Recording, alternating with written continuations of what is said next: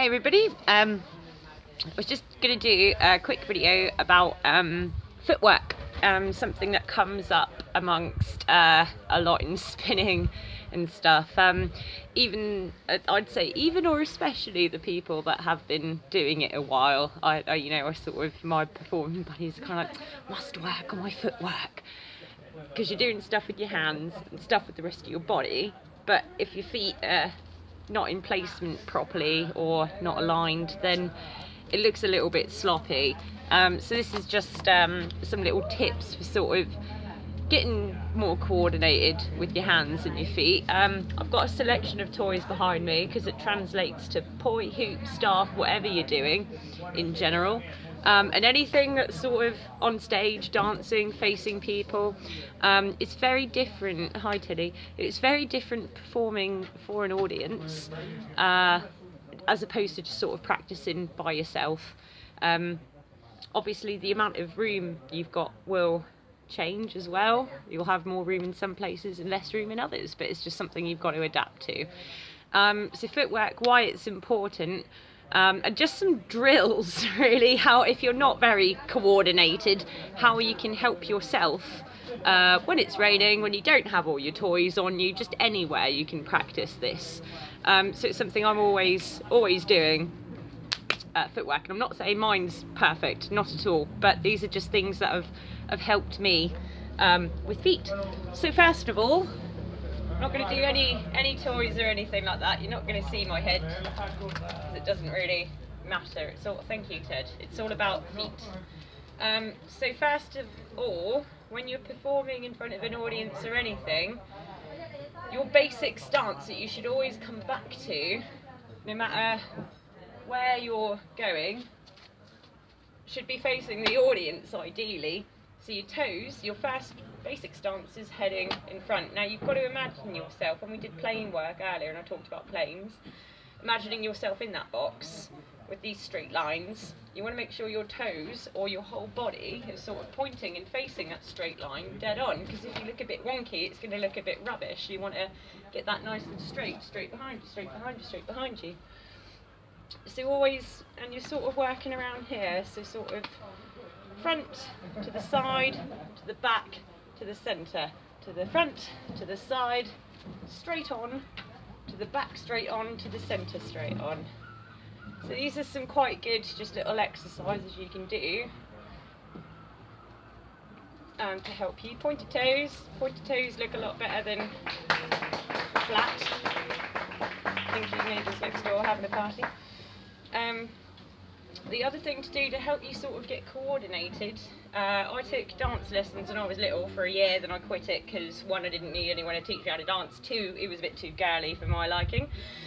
But what they taught me in tap when I was 7, which has always stayed with me, there was a move we did, and it was called spreading the cobwebs, and it was in tap, it was taught, I'll go back right here.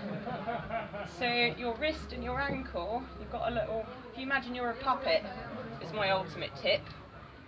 So if you're not very coordinated, to help you get coordinated, imagine your feet and your hands have strings attached to them. So when you're lifting your hand up, you're lifting your foot up. So these are quite good drills. Sounds really silly, but just try and get your knee or your foot to mirror what your hand is doing. It sounds really simple, and then try do the opposite as well. So you can see I'm like pulling my foot, pushing my foot, pulling my foot, pushing my foot. So do that like with the same arm, same foot, same hand, same foot. Do the opposites as well. And you'll start to, it's just muscle memory. A lot of this is muscle memory, so doing circles out, and when you're messing about, get your shoulders and your knees involved, do opposites together. So you get slightly different effects, and it's gonna, your elbows and knees coordinating together, pulling up with your elbow, pulling your knee up at the same time. It's all really silly things. But whatever toy you get together, or go with hoop, So when I turn with hoop, I am toes straight to the side, toes straight back, toes facing that way, toes facing to the front. So it just gets your tricks looking a lot neater. For turns, I've covered the anchor foot technique in another video, but I'll go over it again. If you find you're doing a trick where you're spinning around lots and lots and lots, and you get a bit dizzy and you wander off for your centre point, use the anchor foot technique. So if you're travelling to the right, use your right leg to anchor. If you're travelling to the left, use your left leg to anchor. An anchor foot is, this foot, imagine it weighs a ton and you can't lift it up off the floor. You're just going to spin on the ball of your foot. This leg is going to push your body round to help you get round. Same with the other direction. On my right leg, turning to the right, left leg pushes me round to the right. And that way, you're not going to get dizzy. You can also practice on just a single turn as well. This works either way. Again, nice straight toes. Leg goes across, nice straight toes, turn around, and I'm there. Legs crossed, feet, toes straight. I could go back the other direction. I'm in exactly the same pose. Or you can do that and just keep turning. But my number one tip when you're practicing is either, whichever theory works for you, either wrist to ankle on feet on string, or magnets, so they're doing the opposite of each other. But just when you hear any kind of music or anything, just have a play around, pretend that you're a puppet. And no matter what toy you do, you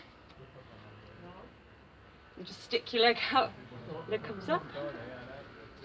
And for that, again, it's just a lot of muscle memory. Just bring your leg and your arm up together. Get used to your body feeling like that. So practice with your toy, even though you don't have your toy, and have your toes, if they're going to point to the right corner of your box, have them point to the right corner of your box, not sort of splayed out like this. So don't forget about your feet. But my number one tip for you, for me, pretend you're on string and it just pulls and drags you around. That's to help you get a little bit more coordinated. I hope that helps with the work a bit. Any questions, any comments, any requests, just comment below or get in touch with me via my Facebook page. So have fun with that.